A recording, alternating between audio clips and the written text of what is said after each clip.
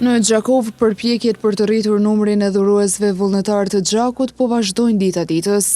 Sipas specialistës së transfuzionit të gjakut, doktoresha Dafina Gecaj Nikull Bibaj, thotë se vëdjesimi i qytetarëve për rëndësinë e dhurimit vullnetar është thelbësor për sigurimin e rezervave të qëndrueshme të gjakut dhe produkteve të tij. Po mundohem me jep maksimumin me rrit numrin e dhuruesve vullnetar, sepse kur vëdësohet popullata dhe rritet numri i dhuruesve vullnetar, padyshim që atëherë gjithmonë stoku i transfuzionit do të ketë gjak dhe produkte të gjakut, edhe nuk ka nevojë as mund ngushtu familjarët edhe na si transfuziolog, do të thotë mundemi me kry pa problem punën tonë dhe mos me pas asnjë problem pacientat me mungesë gjakut. Doktoresha Gecaj Nikull Bibaj shton se ndonë se numri i dhuruesve vullnetar në Gjakov ende nuk është në nivelin e kënaqshëm,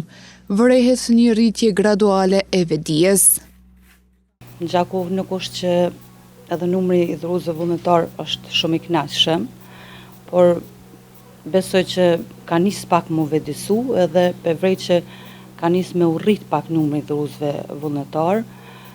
por është shumë mirë që bëhet sa më shumë promovimi i dhurimit gjakut, sepse duhet ta di çdo dhurues që gëzojnë shëndet mirë, benefitet e dhurimit gjakut, benefitet shëndetësore që i ka, se domethënë e dim që çdo dhurues i gjakut kur e ka shëndetin mbrohet edhe nga sëmundjet kardiovaskulare, domethënë mandej ata që e kanë me trashëgimi për hipertension apo rritje tensionit, edhe kur dhurojnë gjak, atëherë vetëm me vlerat e tyre domethënë stabilizohen edhe mbrohen nga rritja e kolesterolit ose triglicerideve. Përveç përfitimeve shëndetësore, dhuruesit vullnetar gëzojnë edhe lehtësime të ndryshme. Janë benefitet mandej shëndetësore, benefitet e dhuruesve që i takojnë çdo dhuruesi vullnetar, sepse dim që çdo dhurues vullnetar merr kartelën, pajiset me kartelë shëndetësore, edhe ju takon pas çdo dhurimi vullnetar 2 ditë pushim, mandej benefitet tjera që tani i kemi bën, janë çdo dhurues vullnetar ka drejt edhe në bazë kontributit tyre që e dhajnë,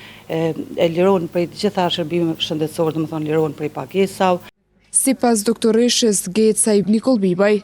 çdo dozë gjaku që dhurohet i nënshtrohet kontrollit laboratorik ku testohet për sëmundje infektive, duke garantuar sigurinë e plotë për çdo pacient që merr gjak.